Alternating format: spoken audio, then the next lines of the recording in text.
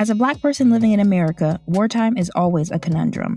On the one hand, there's a war happening where you're supposed to have feelings of patriotism, but on the other, how do you feel patriotic for a nation which marginalizes you every day at home? On this episode of Keiko Talks, we're discussing what it means to be a Black American during wartime. Let's get into it. Before we get started with this episode, we will be discussing sensitive material which may be triggering for some listeners. Please understand that we are sharing our personal opinions on the topic for this episode. We want to respect all lives, American and non-American, which were lost in any of the wars and conflicts we are discussing tonight. All right, so welcome back to another episode of Keiko Talks. We're so excited to be talking about this topic tonight. This is a topic that I've kind of had swirling around in my head for a while now, but I'm glad that we have the opportunity to talk about it. And one of the reasons why we actually wanted to talk about it, in this podcast format, is because right now there is a war going on between Russia and Ukraine. So we wanted to kind of address our feelings, like as Americans, but also as Black Americans, because that's often overlooked in our nation. Is like, how do Black Americans, young Black people, Black women, feel about where's their place in this kind of like American patriotism or American, like, the American war machine, right? So, that's what we're going to be discussing tonight.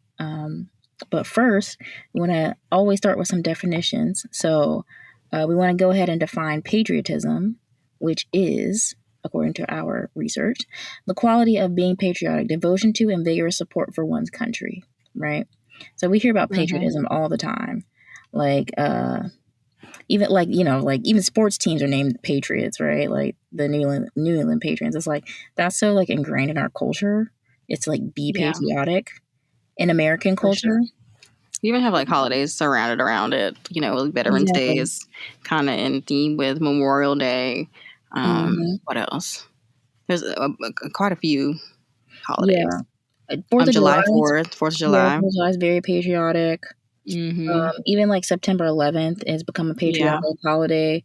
It's all about it's these holidays that are about supporting one's own nation and loyalty to one's own nation, right? I do think patriotism, though, has in recent years taken almost a negative connotation now, because it's so associated with like white nationalism and white supremacy, because in America specifically, the people who are most vigorously patriotic oftentimes tend to be on that spectrum. You know what I mean? Far right, the Trump campaign was very much about like patriots, be a patriotic person, that kind of idea of like be loyal to America.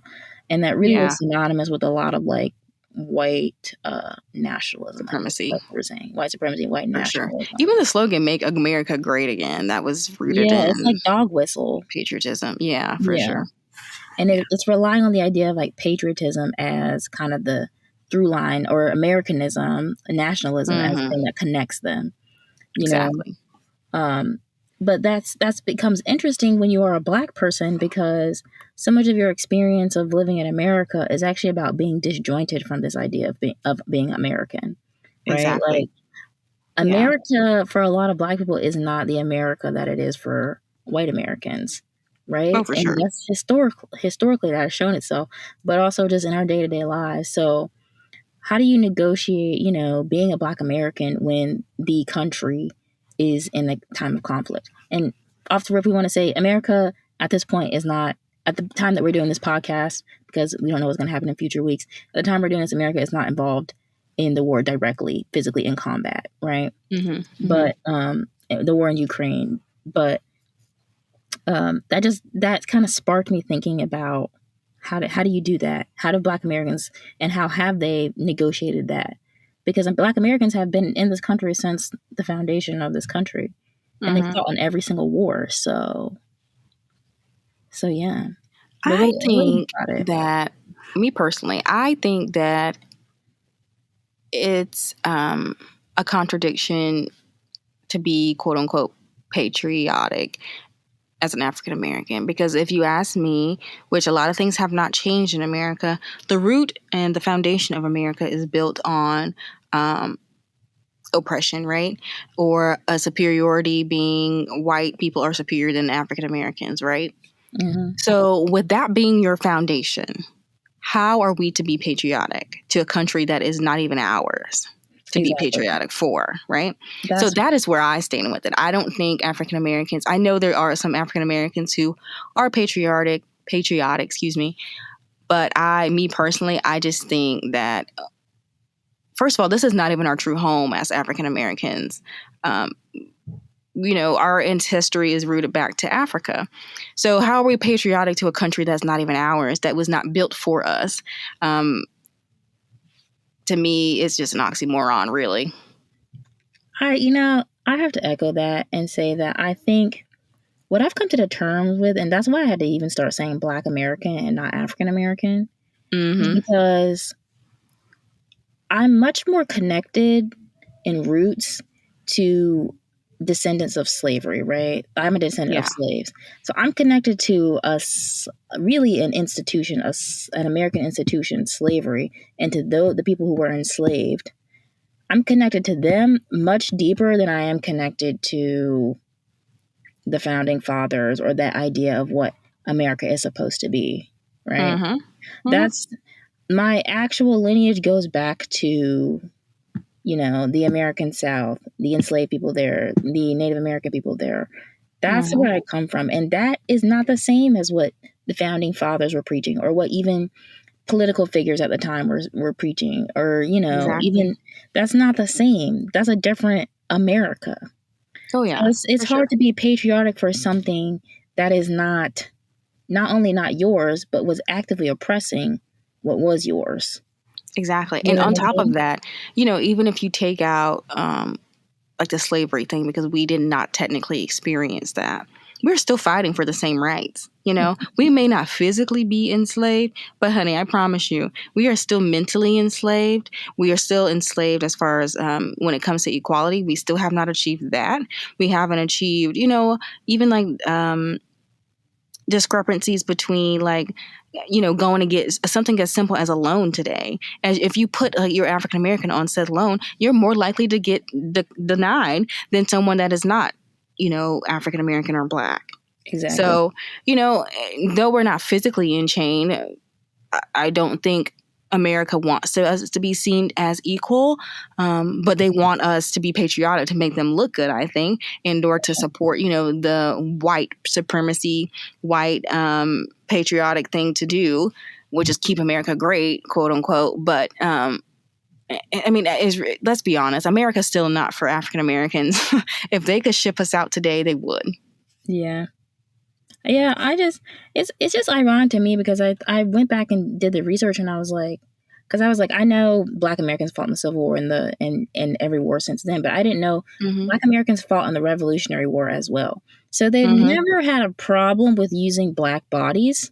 That's never been a problem for them. Yeah. And that's something I tell people all the time, actually, is like, this is why they get so confused, like, when they see somebody who behaves racist, like, but so and so has a Black friend, or so and so knows Mm-hmm. a Black person. It's not about them having proximity. White people have always, in our nation, have always had proximity to the other, to the Black person, to the Native American, to the woman, right?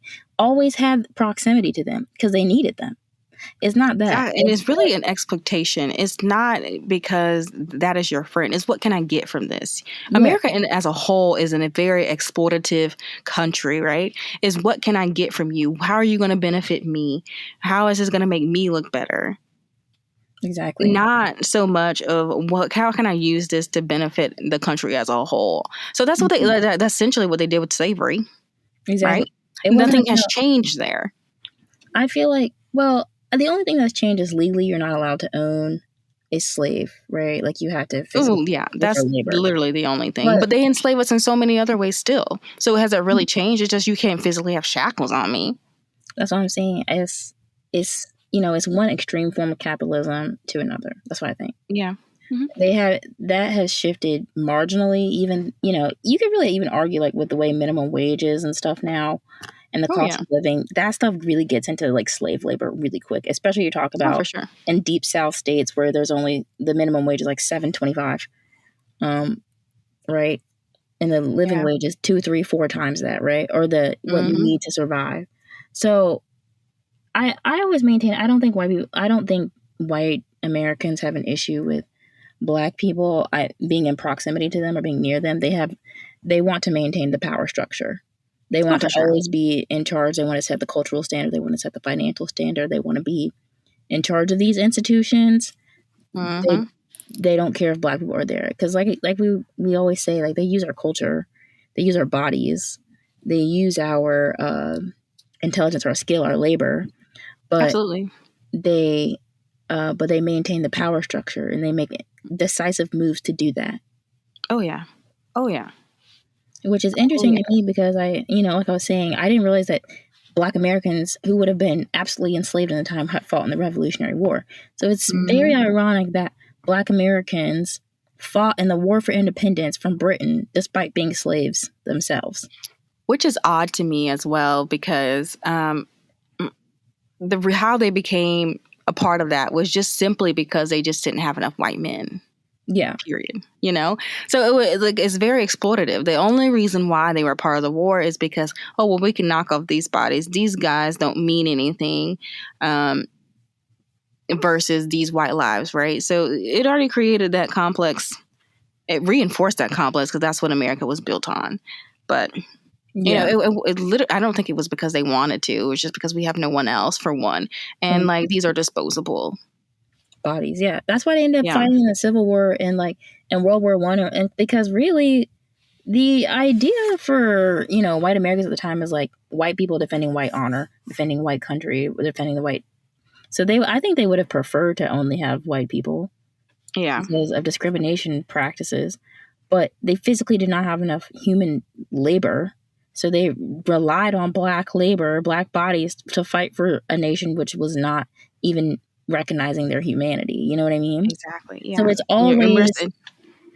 it's always a conundrum is probably not even the right word. It's always a contradiction because it's like you're fighting. They put you in a position to fight for something that is not yours. That you don't have any. Not only do you not have any stake in, they oppress you in that. Exactly. Oh yeah. Oh yeah. Yeah. And in my research, so I found this quote, and I'm just going to read it to you. It says, "Black patriotism does not hold that America is irredeemably racist. It asks if America is interested in redemption. Is it forward-looking and informed by history, meshing optimism about the nation's perspectives with a realist about..." Okay, let me start over. Okay.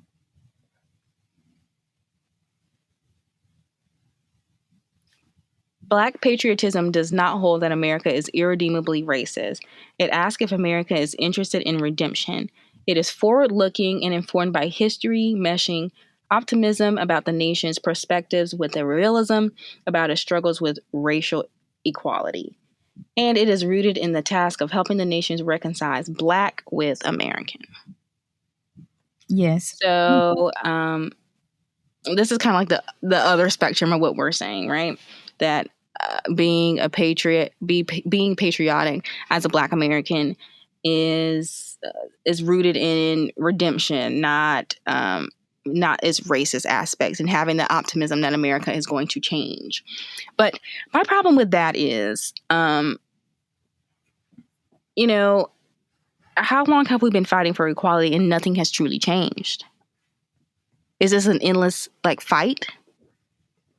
That's what I'm saying. I think Black patriotism goes back to I really hate that people even put Malcolm X and Martin Luther King at these opposite ends of the spectrum, because I actually don't really, I don't totally see them as opposite ends of the spectrum. I think it was different means to the same end. Oh, absolutely. But I think that's white supremacy saying that, though, Exactly. Yeah, one is the extremist and one is not, but they really were fighting the same fight. They really weren't enemies. It was just they had different approaches and they respect each other's approaches. Exactly. And I think they're both noble approaches in their own right. So I don't like that whole debate. But I think what this quote is saying really is, it's, if you had to put it with somebody, it is more in line with what white America has said that Martin Luther King is like, we can all come to the table of brotherhood at some point. It's like having optimism that things can change, that racial equality can be reached, and that we really will live in an equitable society. That's, I guess, what patriotism is to have, for Black Americans, is to have hope. Mm-hmm. Versus, you know, the idea that there really is no hope because you can't change these like inherently flawed institutions, i.e. the white institutions. You can't change what is already inherently wrong with it, right? Yeah, So and they don't want us in that space in the first place for us to create any change, right? exactly. So you end up They don't going want to to create that space to even for them to change it. So it's like an endless fight. So why am I patriotic to something that is not like patriotic to me as a quote unquote American? exactly, and that's how you get into like liberation, Mm-hmm. like Black liberation, basically. Like, how do we free ourselves from this institution, which is binding us, which does not Yeah. respect us? You know what I mean? Which Mm-hmm. I guess, again, I don't like those comparisons, but that's more of the like Malcolm X theory is like, why are we asking white people to be a part of their stuff when they Yeah. are inherently flawed? Like they're not people we want to even replicate or be around because they're so like despicable, you know? For sure. And that is something, as I've gotten older, I understand more and more, because I'm like, you know, the MLK way of doing things is really almost a white apologist thing. It's like almost a like, it's nice and easy for white people because it's this sort of like, they can continue to sit in their position of privilege and still feel like they are the white savior. You know what I Exactly. mean? Yeah, and like it's like Versus, we're constantly being exploited, I right? want to say But gaslit. while we hold on to hope, you know what I mean? It's kind of like you, like say you pour gasoline on a house, right? And you just sit Mhm. back and watch, and like, oh, I hope it's gonna go out. No, you have to get someone to come take out the fire for you. Exactly. It's not gonna go out by itself.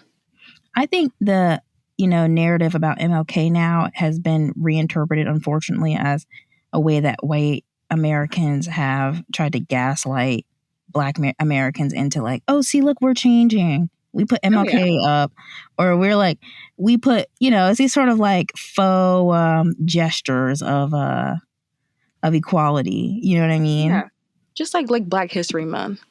That's first of all, Black History Month is in the shortest month of the year, February, right? 28 days. Mm-hmm. Okay. For one. And y'all think it only takes 28 days to get recognition as an African American or African American historical figures? That's it? And There's also, Black people living in this world 365 days a year. Like, yeah, I'm confused. Y'all celebrate white people any other day. You know what I mean? Like, well, our no. institutions are built on whiteness, so Oh, it's for like, sure. I think the idea of Black patriotism is, for a Black American, to a white American, it might sound totally different, but to a Black American, the idea of Black patriotism gets into you get into like,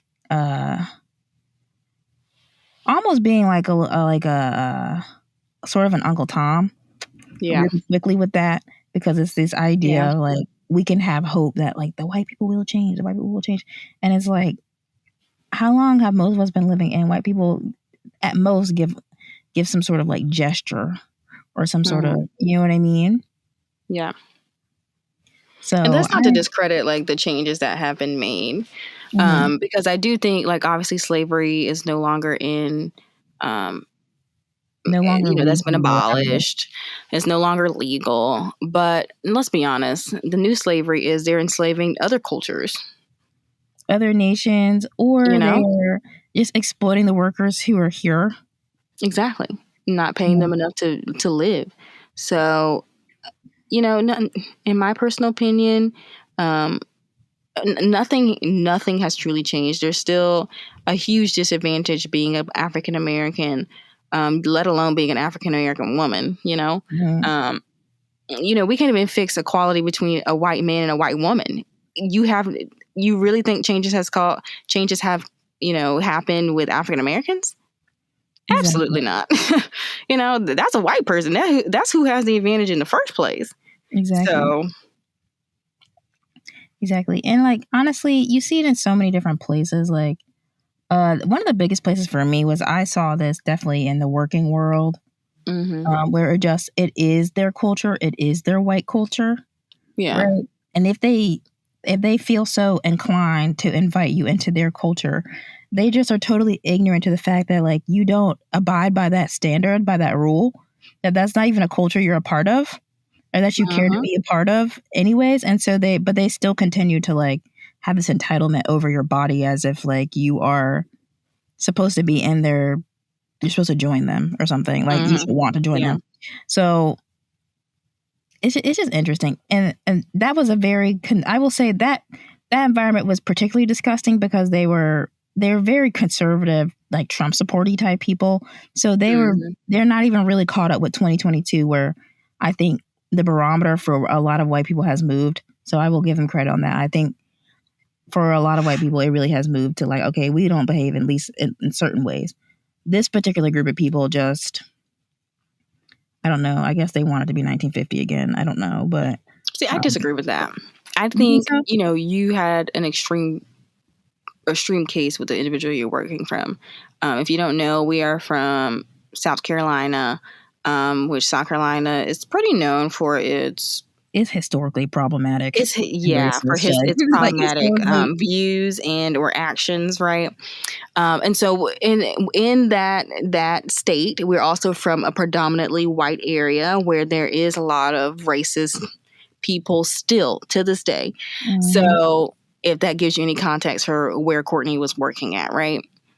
However, here's the thing. I don't think people have changed. I think what has changed is there's more Black people in your space. So you have to accept, because it's no longer socially acceptable to be like, oh, that person's Black, right? But now you have this hidden racism, these, I see it on TikTok all the time where white people, they'll say like, oh, I finally came to realize that I actually was racist. They don't think they're racist because I had to interact with you, but you really are, subconsciously you feel some type of way because a Black person's in your space, or you're like clenching your purse in the store or something like that. Your white homeboy down the street is probably more of a threat than I am. You know what I mean? Like I come in here to pay for things, unlike Jimmy John, who is constantly stealing, So I still think it's a huge problem. I just think that people are more, it's more subliminal and or subconscious, just because of how rooted it is. And even white culture or white history, whatever that culture is, it's rooted in that.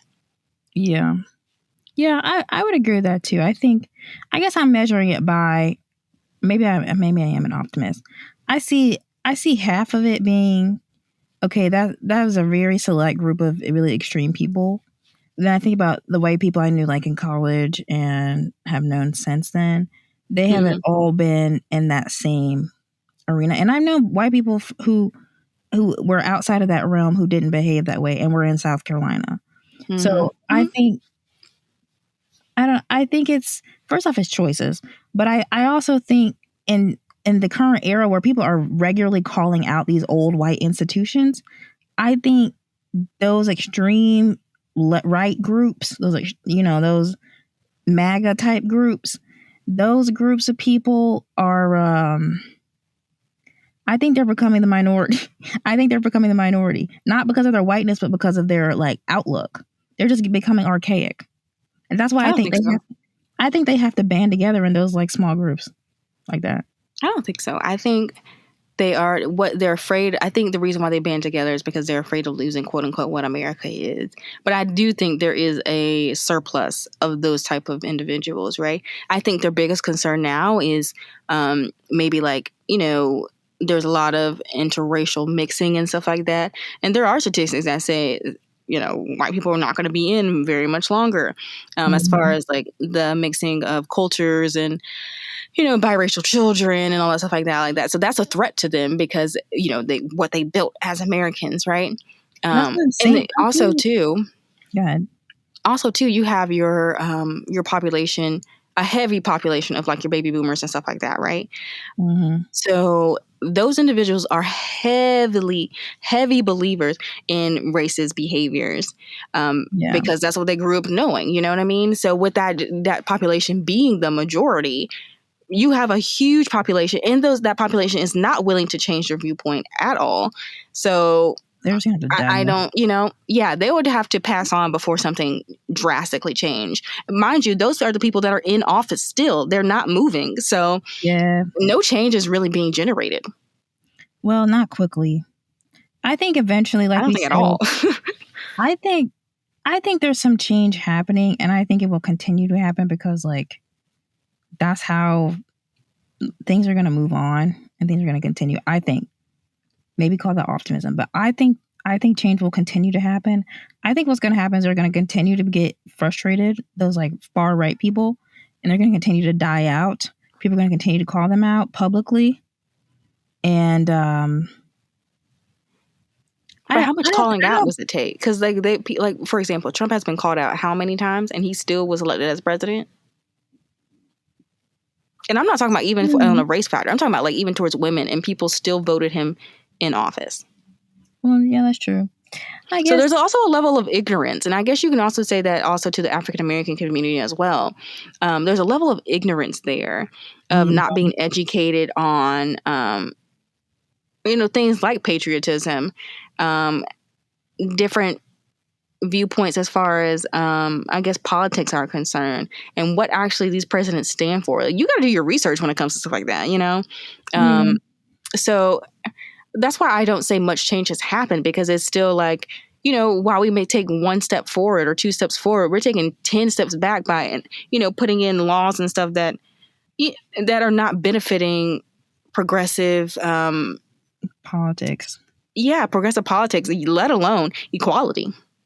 Agreed. Well, I think there's a cultural shift happening. That's what I'm saying. I'm talking about culture. Okay.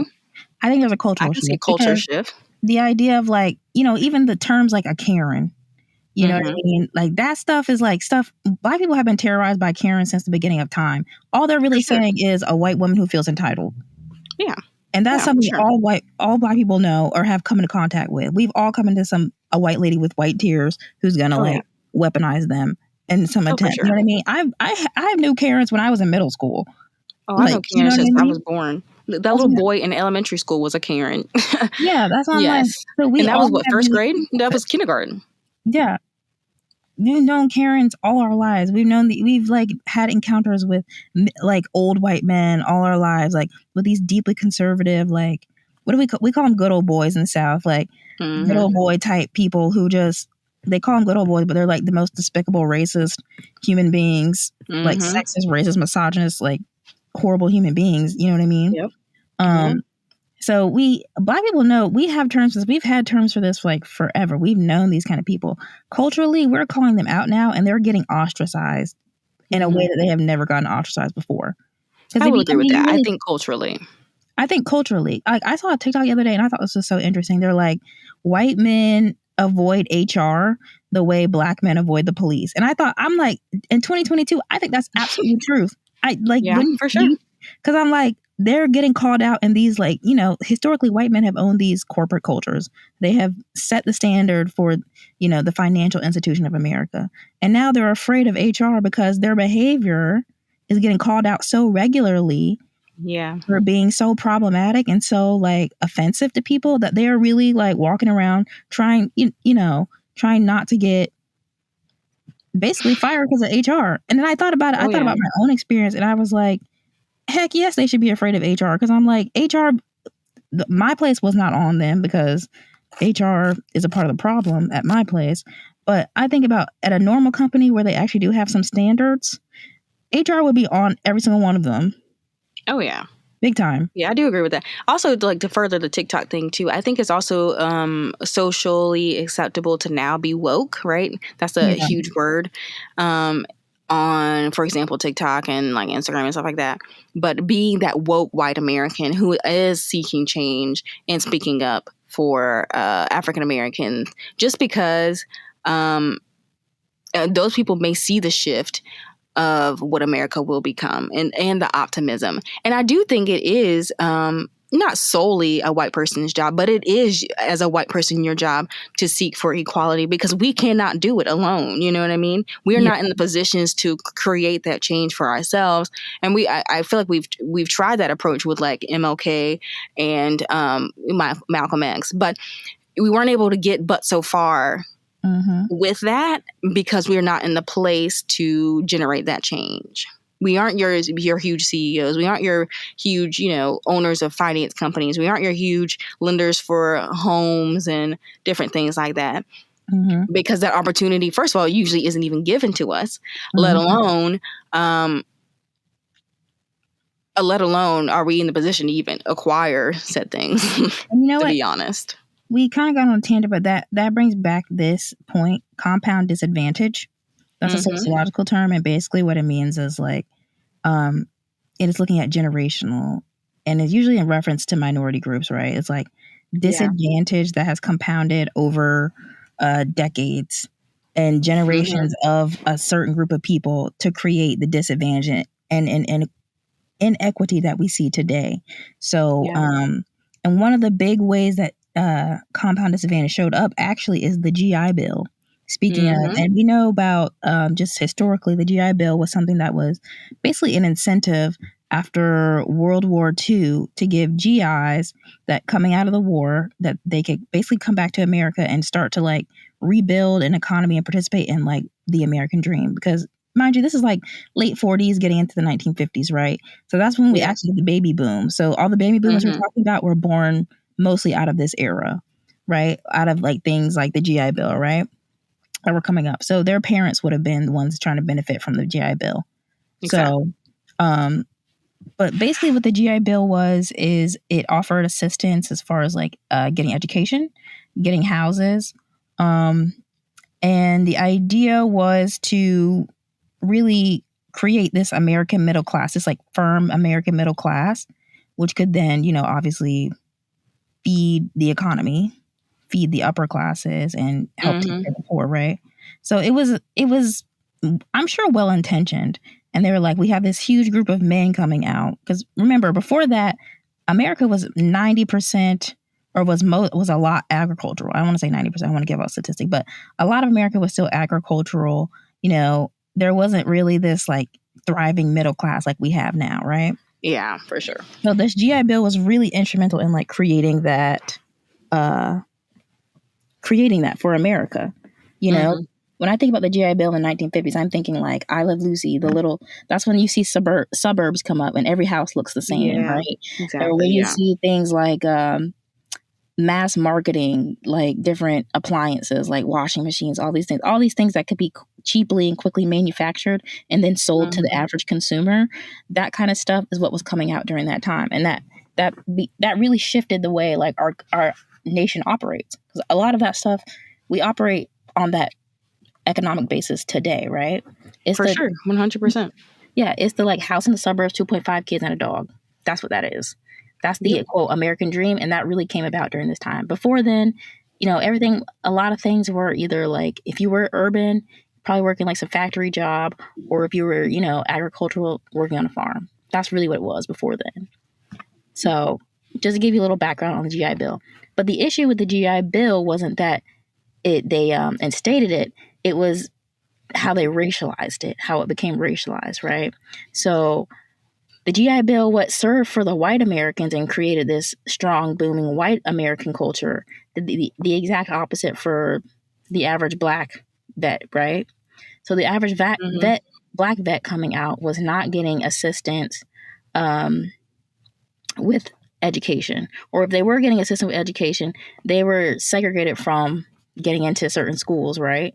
They weren't going and applying for the University of Alabama and getting in because their application was getting denied immediely, right? Because of their blackness. Yeah. So that's one way that they couldn't build wealth, education, right?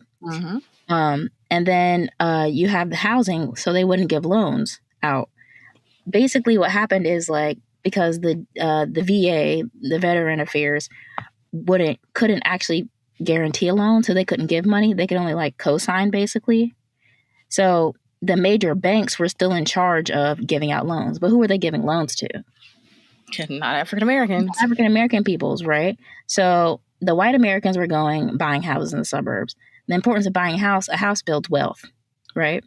So once you have that wealth, you can not only pass it down to your children, you could, take out second mortgages, get more money. You could use that as collateral for building businesses. You know what I mean? that immediately sets up a white American to have wealth not only for themselves but for their children, their children's children, who would be us, right? Mm-hmm. That sets up a different level of wealth for their nation, for their population versus a Black American. Exactly. So, So do you think that still applies today? I think the effects of the GI Bill are still around today, and I think that's something people don't give enough credit for. Is like that divide, that strong, creating that clear difference in who that wealth gap between white and Black Americans has only continued to spiral today. Because then you get into once you get past the 1950s and like the 60s, then you start talking about then you get into like the ultra rich. Like when you get someone like a Donald Trump, who came about like in the 80s, right? Who probably who is a baby boomer, born in the 50s, but made his life and money like in the 80s when it was high capitalism, when it was like consumer culture times 10, right?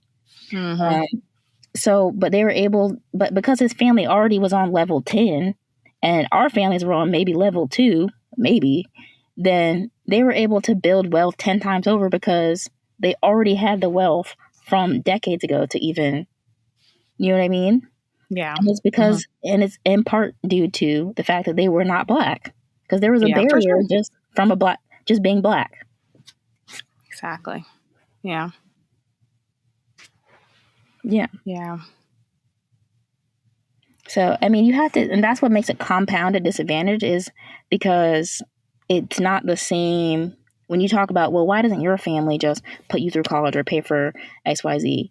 Well, my family's coming from a different place than your family is. Nobody's trying to like make, you know what I mean? Nobody's trying to like take away from what other people have gained. Because I'm not saying that white people don't work for what they get, but there's an advantage to being white. For sure. Simply being white. Which, this is like a little bit off topic, but it like frustrates me when I see like white people be like, well, just work hard, get a job and do it, because that's what I did. You're still not recognizing that you still have a huge advantage being white. Like you are always going to benefit from white privilege, and you know nothing different because you are white. That's all you know. But I promise you, if you were to be anything other than white for a day, it's going to look real different. Exactly. And then I find it so ironic because, the patriots in America are so, one thing they support is the veterans. Like, we got to protect the vets. But they only protect the vets, or they only care, I guess, so much as like when active duty or people who are actively fighting or whatever.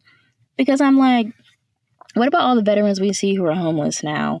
Or what about all the veterans we see who have mental health issues as a result of going and fighting in these wars now? Like, are we concerned about our veterans and like patriotism and the idea of like America needs to defend its coast and defend its borders, all that, if we don't take care of the people who are here, who have fought, who have actually given their bodies to the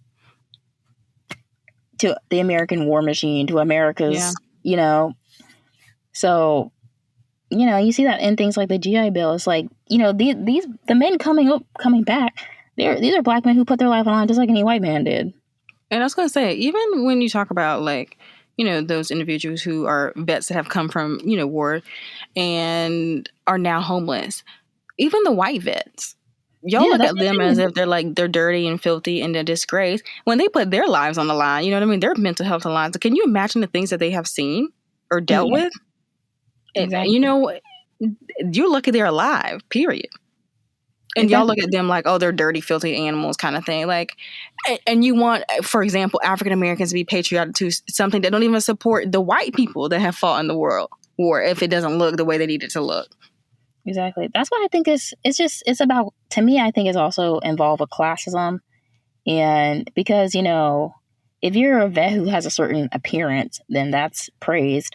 But if you're a homeless vet who has a mental health issue, who like has not been able to like adjust back to society, that's a different level of respect you get coming back home. And I think that's something we don't talk about nearly enough, For sure. Actually, a good example is Forrest Gump, right? Yeah, You yeah. see how like Forrest comes back from the war versus Bubba who doesn't come back? No, Bubba comes back. Hmm.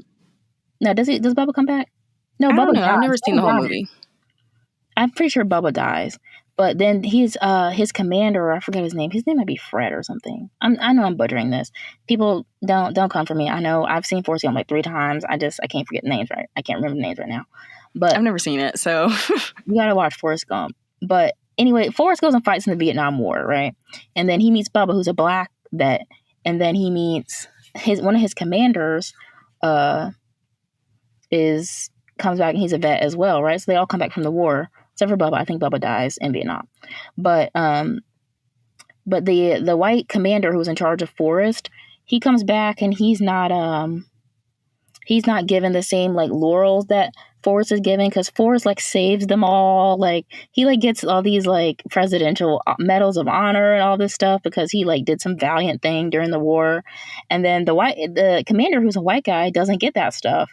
And he was, he was there too, but I think he was saved by Forrest. And he lost his legs. He ended up getting on alcohol and drugs, not having the same kind of like outlook that Forrest did, yeah. And it was interesting to me because I was like, this is a white man who does not get the same respect as another white man because he didn't look the right The way, same. Yeah. or And they both did the look same like a thing, hero. They Yeah, both put their lives on the line every day. In that time it may have been a forced situation, but they both put their lives on the line, and then he's utterly disrespected when he needs the help after fighting for the country. You know what I mean? yeah. Luckily, Forrest didn't need that, but it's mind blowing. But which is so crazy to me, because then you want you can say the same thing for African Americans. We have experience in slavery, we have experience being oppressed, and da da da da da da. You want me to be loyal? Yeah. It's like the same thing with, homeless individuals who have fought in a war. I'm pretty sure they have that same notion going through their head, like, what the heck? I fight for this country and then you give me your butt to kiss? Exactly. That's what I'm saying. It's like, it's such a confliction. It's like, not to mention that war is oftentimes really just a rich man's game. Oh, for sure. Right? It's about like For rich sure. men's like politics and policies and their grievances with each other. So it's like, nobody has an individual stake in this. Like the people who end up going and fighting for them are usually relatively poor people or people who don't have as much access and resources. And you're putting their bodies out there for them to like fight for you for something that never benefits them. Facts. Or involves them in any type of capacity. Exactly. It's like, who really has an issue directly with Putin? I'm not saying that the man, I think his policies are good or that what he does is good. I'm not saying that. But directly, has the man come and like done anything to me and my family? No. No, you know what I'm saying? I'm not saying what he's doing is right. Please do not misconstrue this, because I don't think what he's doing is right at all in the least bit. But these are international conflicts between people I have no access to. Yeah. Yeah. Mm-hmm. Yeah, and that's one thing I also hate about America. America is quick to stick their finger and stir up the pot for someone else. We have our own internal issues that we really need to be dealing with. Not saying like, obviously the countries that we're in support of and work alongside with, if we need to help them out, then that's different, right? But we are quick to jump in war with other things that do not involve us or have nothing to do with us, just to say we were America and we're this big, strong country, da da da da. Do you not know, as a developed country, we're like one of the lowest on the list. Like we have our own internal issues that we need to be fixing and worrying about before we go to war. I agree with that. But they're quick to jump on in there, like they somehow, like with the Ukraine-Russia conflict, they like found $13 billion to aid Ukraine. Yeah.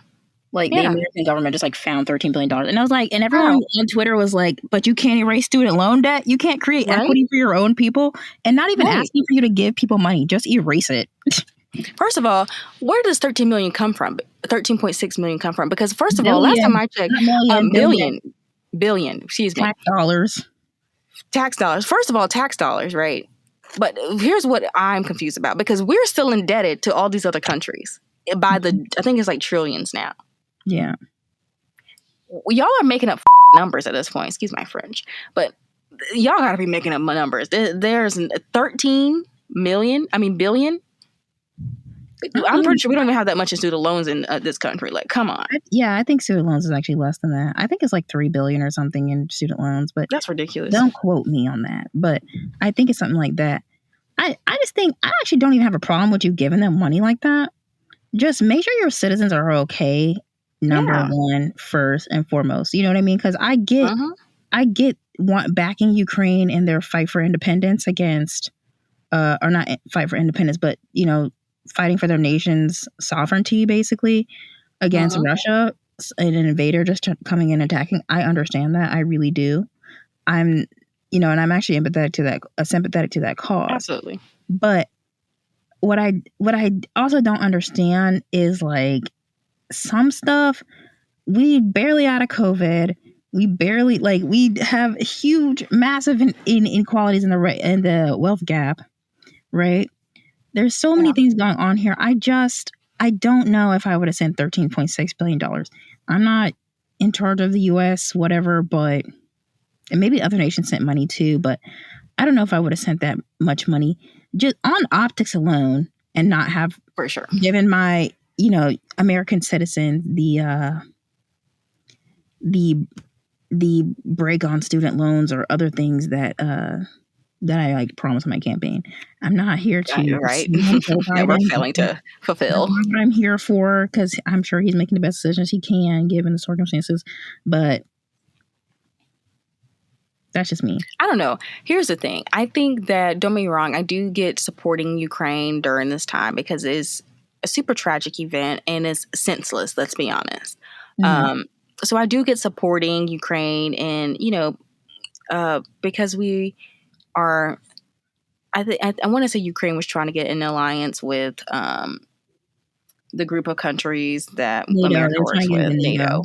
So and I guess that was a threat for Putin, right? So I understand that, and as America, I guess you want to be, I guess, friends with as many countries as you possibly can. I don't know. So I understand that aspect of it. But like you said, we are struggling in America. The average citizen. The average citizen. I was reading a quote the other day, and it was saying that if you're not making six figures in America, you are not living. And I'm talking about in like small little countries, not countries, in counties and stuff like that in America. Because the cost of living is just so high. For example, if you're making anything less than six figures, you're probably not comfortable. Yeah. And I think that also takes into account like having a household and stuff like that. But so that means like children and a husband and a wife kind of thing, that average family look, I guess. But he was quick to jump over there and help Ukraine, but you can't even help your own citizens. I agree. Well, I want to not to qualify or like justify any political decisions being made, but I do think that because our political system is bipartisan and that it is very us and them sort of thing, Republicans, Democrats, that it is hard to get legislation across that actually benefits the people because of that bipartisan nature. So, I agree with that. I don't know how many buttons Joe Biden and, the Senate Democrats have been pushing or trying to get across. Maybe they've been pushing none of them. I don't know. But here's the thing. If that's the case, right, for example, student loans, right? Which was one of his campaigns, right? That was one of his main things that he was campaigning during that time. He was running for election, right? Now that he's in office, he's basically saying, "Oh, that's not going to happen," right? I agree. I think that's BS. That's BS for one. But here's the thing with that, right? Because it's hard to live, but they expect you to go to college so that you can then live, right? Yeah. Then why not cut out student loans? That's just a simple gesture to show that you are supporting the American people, let alone making the disproportion, I guess, between access to education and not having education. you're kind of like blurring that line, right? So for one. For two, there's no way to live if you're paying above what you make. You're not raising the threshold for minimum wage. So, okay. Or requiring minimum salaries and stuff. Exactly. On top of, now you have to pay this high threshold for living expenses, but you still expect me to go to college and pay thousands of dollars to that could have been something minimal that you took out of the equation. Mind you, that's less than what you gave to a whole nother country that has nothing to do with us, really. I agree, my man. For what? Like, what is the return for America in that? I don't think America should get any more physically involved, unfortunately. And that's not to say anything about like Ukrainian people. But I think they shouldn't get any more physically involved in that conflict than they already have, because I really see that quickly. If America does get more physically involved, it's going to become U.S. Russia's Russia, which is the Cold War Soviet Union issue, like 2.0. And I don't see that ending well, because Ukraine will, if America gets involved seriously, America gets involved, UK gets involved, other nations get involved. We for real have World War III going on again. Oh, this is about to be a nuclear war. That's what I'm saying. I'm and then, China's going to back Russia. And North Korea probably is coming right behind that. For sure. I just don't see this. But here's my thing. What was Biden thinking sending that money? Do you think Putin did not know that, does not see that as a threat? Putin is freaking crazy. Come on now. I don't know, man. It wouldn't have been me. That's me. That's what I'm saying. Oh, you couldn't get me to do it. And don't be wrong, not to say that I couldn't help Ukraine, but on that scale, which Putin wants Ukraine out the picture, clearly. You know what I mean? Yeah. And so can you imagine the message that's sending to Putin? If you ask me, that's kind of like a red flag, hey, come get me next, because... Or saying, I'm backing this person full scale. Yeah. Don't be wrong. I get the sanctions or whatever that they have on Russia. I understand that, because it's that said to me, I want no part of this. But you go and then donate $13.6 million. Honey, you're saying I'm fully backing you. That ain't no chump change. Excuse me, not million, billion. Excuse me. That's not chump change. Into the deep darks of the American treasury. Yeah. Exactly. And that's what I mean by America always sticking their hand in just something. Have that much money, and it's no sweat off their brow. I don't know how much money's in it. Americans are so indebted. I doubt that it's just sweat off their back. I don't know. Which is interesting to me too, because America is really cutting out their middle class. So where are you about to get all this tax money from? I guess they got it lined up. I mean, they probably meet a certain quota every day because of just how much taxes roll in. I mean, but you are reaching 13, you just got 13.6 million off the cuff just all of a sudden. Billion. Excuse me, billion. I keep saying million, but it's billion. Y'all just got that off the cuff from where? You're not bringing that in every day, are you? Or who's paying that much tax? I don't foresee that. I don't know. I really don't know. I'd have to get into the deep. They didn't have me as receptionist at the U.S. Treasury, because I would have been sitting there sniffing all the receipts. I would have been questioning. So we pay China that much? It is, honey. Where's my raise? Where's my raise? Bro, just seeing what Lexington County was spending on stuff, I was millions on that? Seriously. Okay. And I think that was frustrates me out of anything is not that America doesn't have, quote unquote, the capital or the resources. They just choose to use it on things that are what, for you, for example, when Courtney just said the Lexington thing, they were using it on things that were just shocking, really. To me, things I didn't know that the county was spending that much tax dollars on. I'm not surprised about it at all. Yeah. Not surprised. So that brings me to a question here. So, Courtney, as a Black American, we're supposed to be patriotic when it comes to especially 9/11 attack on the Twin Towers, right? Uh-huh. So how do you feel about that? Well, I'm going to go ahead and say right now, I have a controversial opinion on it. And I do feel like it's justified because it's all in perspective and how you look at it. And I'm going to try to explain this as thoroughly as possible because I don't want nobody coming back and 5-10 years from now being like, you said that you didn't care about 9/11 and 9/11 because I can hear it now. I really can. So, but I wanna go ahead and qualify the statement by saying what I'm about to say is not about the lives that were lost. I have absolute total empathy for the lives that were lost in that tragedy. The people who didn't make it home to their children, the people who didn't make it home to their wives, people who didn't make it home to their husbands, grandparents, aunts, uncles. There are people whose lives were lost, and that is the part I feel worst about because that is the collateral damage in situations like that. Innocent lives. Those were innocent people. Like innocent people had who just nothing got to up do and went to work that day. So that is really, and that really actually that contributes to my point because I think that's where the focus should be is those innocent lives lost. Yeah. But my controversial opinion about it is that I think that 2001 September 11th attack on Twin Towers was actually, I almost see it as like a public art performance, okay? And go with me here. It's really, that attack was a symbol on the American financial system prowess. Because if you think about what the Twin Towers represent, they're these big symbols of American financial institutions, of American financial strength, of American financial power. These are, those are big buildings, really just, it's like Wall Street. Like if somebody attacked Wall Street, that represents more than just what happens in that building. It is a symbol to America and the world.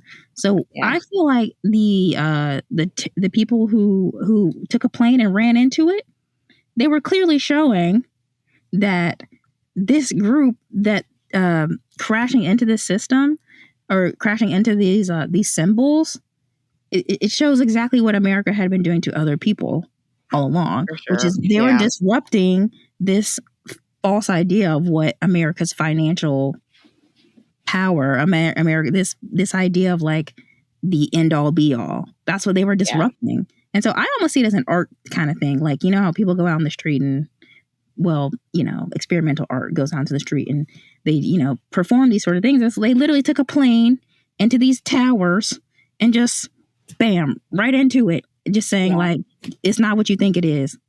And then, and again, that's the controversial opinion on the matter. But if you look at it from another perspective, which really I think we should do, that's really what that is. Because to the rest of the world, what does America look like to somebody else? You got to start thinking about it from that perspective. Not to mention, inside America, the Twin Towers were never a symbol for Black people. They were never a symbol for women, queer people, poor people. Those were always symbols of white America, male, financial power, success. So that the attack on the Twin Towers doesn't have the same weight for me because that's not the same symbol for me. That wasn't created for somebody like me. And to piggyback off of that, so I have quite a different opinion as well as Courtney, along the same lines as Courtney actually, and I do want to say this before I start, is I do extend my condolences to the families that have lost someone in, 9/11 and also in the Ukraine-Russia war at the moment. Mm-hmm. However, I will say as far as 9/11 is concerned, I feel like 9/11 was just, America thought they were all big and bad. They could go and stir the pot for everybody else and like they were the fixer of everything and they were just kind of impenetrable. But 9/11 definitely proved that we could be touched, even by the underdog, quote unquote, right? Mm-hmm. And so to me, 9/11 should have been a humbling act, Exactly. But it definitely was not. It was more of like, oh, let's make this a patriotic thing. And don't get me wrong, I do think we should celebrate the lives. We should commemorate the lives that were lost in that, the innocent lives that were lost in that, especially because there were far too many for a senseless act that started with nothing that involved Twin Towers in the first place, mm-hmm. And the individuals that worked in the Twin Towers. However, I really don't think that should be something that's quote unquote like the patriotic thing to do, because it really has nothing to do with supporting America, because of those institutions, the Twin Towers, do not support quote unquote all Americans. Yeah. it only supports those white Americans who are in big business. Even And your poor Americans, it doesn't support them either. Exactly. It's like there were poor people on the street that day or in New York who had no access to that building, who had no access to the financial power, to the systems in that building, who had no access. And it was because of their poorness. It's because of, like, you know what I mean? It's like all these things that I really think we have to consider that more than just someone attacked us, and look at, why would someone come over here and attack in the first place? You see what I'm saying? It's like, it takes a level of like self-awareness, I think, that is by and large missing from American culture, because there's an emphasis on patriotic, support our nation no matter what. And it's like, our nation has been wrong. Oh, yeah. On many occasions. You know what I mean? It's not only been wrong to other nations, it's been wrong to its own citizens. So I don't see, when September 11th rolls around, I pay my respect for the people who lost their lives. But that act of crashing those planes into those towers, I don't have the same level of patriotic, even really sympathetic feelings, because I'm like, they crashed into the buildings that were problematic to begin, that represented a problem to begin with. You know what I mean? Exactly. And I think on some level, I'm like, well, you know what? Why wouldn't they? That's all I'm saying. Why wouldn't they? It's like the big bully goes and slaps a kid, and then when the kid comes and slaps him back, suddenly there's a problem. You see what I'm saying? Crying wolf. Yeah, we're all of a sudden the victim. And it's like, everybody have sympathy for me when I go around slapping others. Exactly, I encourage people listening and people who are deeply patriotic, I guess, to consider what America looks like to somebody else. Exactly. Which is hard for a lot of Americans, privileged people to do, right? Yeah. But, which is so odd to me. Like, it's very hard for Americans to grasp the idea that something out there is better. Or that it's different. It's like... Or that is different, yeah. And respecting that difference. It's like America is the only way to be. It's the only way to be. I was watching a TikTok, a girl, she married a German man, and the German guy was basically like, hey, come over here to Germany. And she was just very adamant about, okay, you need to come over to America and live because it's just so great and grand and da-da-da-da. She moves over to Germany and she loves it. Like, she's now had her eyes open because she moved to Germany with her husband. And she just sees the difference that, the differences from living in America and being like closed-minded and stuff like that versus being in Germany, where they have access to, like education and health and better food, just like simple things that should be a basic right, really, that we don't have here in America. We don't have access. Everyone doesn't have access to education. Not everybody, especially a good education. We don't always have access to proper food. I did not know this, but in a lot of countries, American food is banned, like American meat. You know what I mean? That's a problem. Why are we feeding that to Americans then? Exactly. So, just basic things that we can't even get right in America, but we're going to, extend ourselves to other countries, and or you want, the people that you are oppressing, really, or you're treating less than, you expect them to be patriotic to you. I see that as a giant metaphor for what white male psyche is. It's the idea of we're mediocre, actually, in the grand scheme of things, but we're going to go out and impose our viewpoint on others, despite our mediocrity, despite the issues we have at home that we don't fix first, but we're going to go out and expand our viewpoint on others because we feel like our viewpoint is the only one that matters and exists, which you see that time and time again in like not only male culture, specifically white male culture, is this idea of that I am the end all be all, despite when you really look at what the end all be all is, it'd be average at best on a good day. If we look at it the right way. Subpar, if you ask me. But. Yeah, that's what I'm like. And that's what we were saying. I think people are calling out culturally now. They're calling out that culture of white mediocrity setting the standard for things, and white privilege setting the standard for things. You know what I mean? It starts in smaller businesses, but then it goes all the way up to something like the Twin Towers or Wall Street. You know what I mean? All these like major institutions. So, yeah, it's definitely interesting to think about, like, how do you actually, if you can actually even be patriotic and be a Black person in America, or you can, you know what I mean, be a minority person in America. For And sure. I already see somebody, like some like right leaning whoever. Why you listen to this podcast in the first place? If you're that right leaning, I don't know. But like, if you are right leaning and you come over here and you're like, well, they're just not patriotic. America is a place you live. You're from America. You have a job in America. Blah blah blah blah blah. Like all that stuff. I see that. I already see that like coming. And my Oh, for sure. response to that is, first off, don't come over into somebody's stuff where your viewpoints My don't line. response is be You know black what I for a mean? day, buddy. Try I being say be black for black a for a day and day. just try that. That's all I'm gonna say. And If also, you come over here with that type of nonsense, go be black for a day. I know you can't, but be black for a day and just see how different the world treats you, especially in exactly. grand old America. And that's not to say that I hate America, because I do think there are some privileges to living here as well. But we need to really do some internal work. I Period. agree. Like if you can't self reflect and say this needs to improve, then you do end up going around and being that like mediocre, having that kind of outlook of imposing everything on everyone. It's like it's not the end all be all. This can get better. This can be better, and has not been great for a lot of people. You have to accept that. You know what I mean?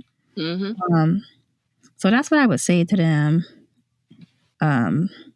For sure. Not that I owe them a response, but Seriously. Seriously. but just somebody always comes back with some other opinion. You know what I mean? Because it's like, Oh, yeah. you don't even have to pick this up and listen to it. Not saying that like if you listen to it, whatever, but And they're usually, like you said, right wing, white males, yeah, ignorant to other people's plight and or cultures. So exactly.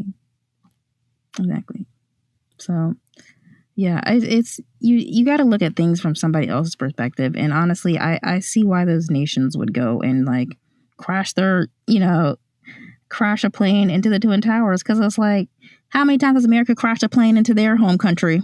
oh, for sure, bomb them You know several what I times. mean? Like, how many times have American troops come in and tried to like, white savior their country, their nation, their government. So I don't, the Twin Towers does not have the same impact on me, or like September 11th does not have the same impact on me, besides the individual lives that were lost. Absolutely, The symbol I would of agree. those planes going into attacking the American Twin Towers, attacking America, that I'm like, I don't know what to tell you. You know what I mean? That's what I think about it.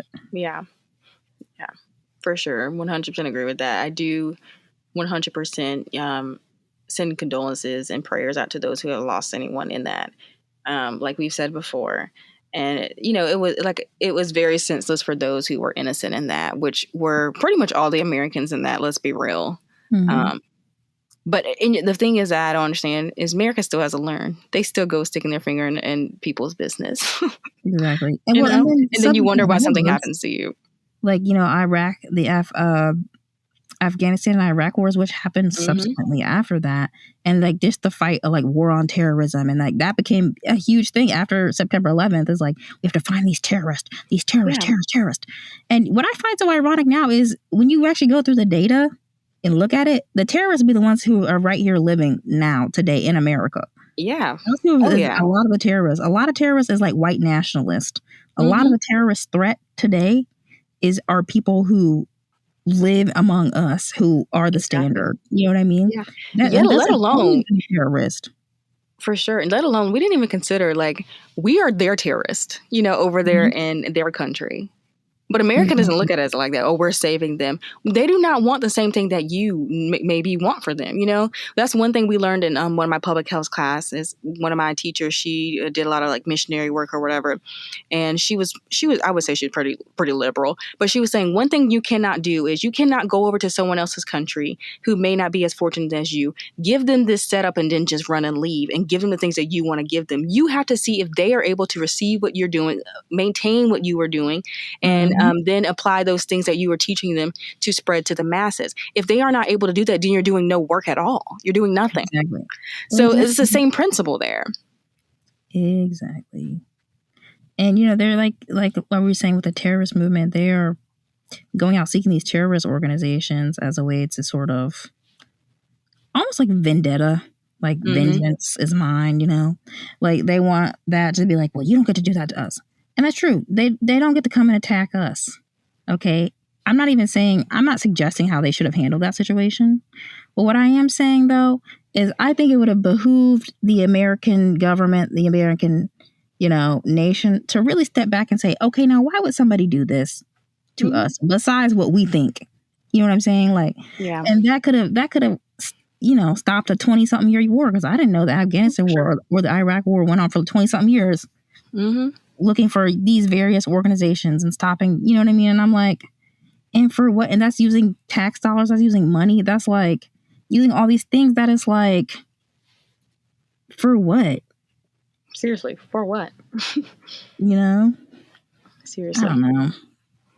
Yeah.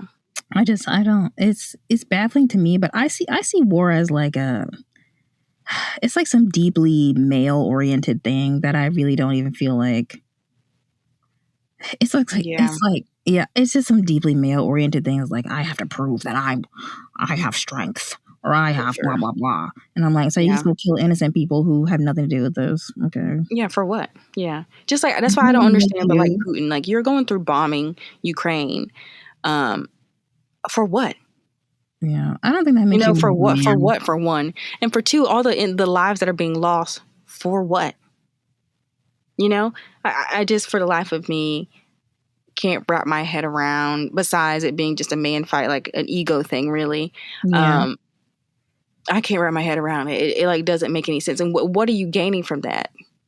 Exactly. Russia is huge. I'm pretty sure most people have seen Russia on a map, right? It's majority of land, Yeah. as a complete mass, right? So why do you need Ukraine? And Ukraine doesn't even have the same, it may have the same infrastructure, I guess. I don't know, but it doesn't have the same setup as Russia is concerned, right? So how is that even a threat? It really wasn't. It wasn't. It was just a man ego fight, period.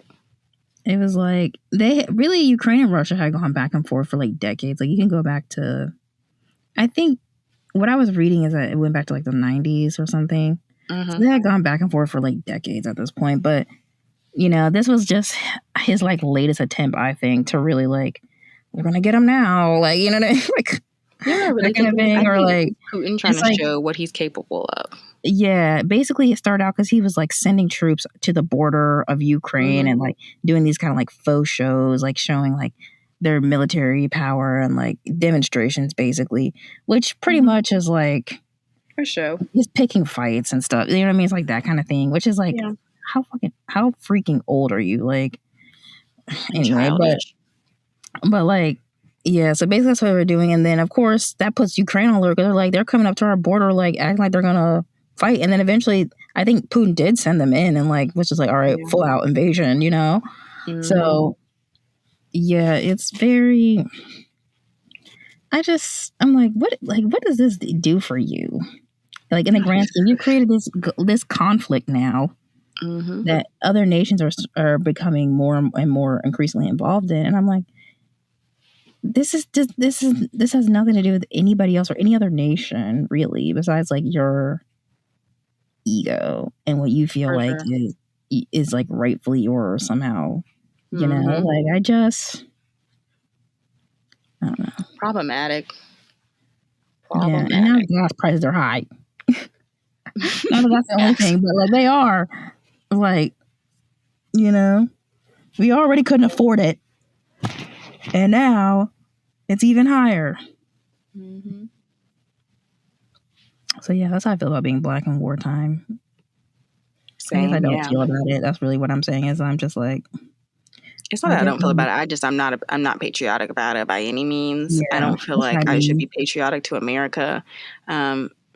I think that, don't be wrong, and that's not saying that America has not served me and benefited me in some way or another. However, the system from its foundation has been set up for me to fail. So, or to not give the same opportunities, AKA failed.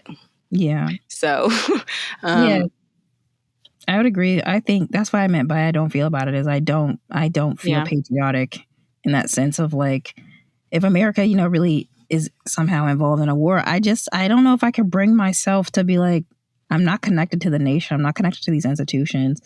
I don't see myself like in full on support of whatever, they're deciding to do, because it's like, I don't get support. I don't get full support and backing here. Not to mention, I don't even have access to the people who are in these spaces making these decisions. Like, I'm not about to go knock on Joe Biden's door and be like, yo, this is what I think we should do. In reference to the Ukraine crisis, I can't pick up the phone and call Putin or whoever and have any serious influence on anything. So like, and if I did, we wouldn't be doing this. Exactly. So, yeah, which we should definitely like talk one day about, like, women. What if women rule the world? Obviously in like a hypothetical sense, but would it change anything? Would it be different? I don't know. That's a really interesting probing question we could get into, because I think in some ways it might be different, but in other ways maybe they would just replicate the same systems and it wouldn't be different. Because women can be just as evil and vindictive too. So I don't know. Well, that was a good discussion. I'm glad we could talk about a contemporary issue. We wanted to definitely talk about this now because this conflict has been going on. And, by the time this is posted, we're fingers crossed, maybe it's not going on. Hopefully it's not going on by the time this is posted, But but we wanted to definitely have this conversation because it having these global conflicts come up makes you think, where do I fit, or where does my allegiance lie? Where does my, quote, patriotism lie as a Black American? Like, do I even have any patriotism? It makes you think, because, you're a minority in a group of where the majority is fighting some cause that has nothing to do with you, or you don't even really have any tie to. So exactly. So yeah. Well, it's been a good talk. Glad we had this conversation. I think we talked about a lot. And we'll see you in the next one. All right. Thanks for joining us, guys. See you in the next one. Bye. Bye. We've got a brand new episode of Case Cold coming for you all next week. So make sure you tune in next Friday night. You won't want to miss it.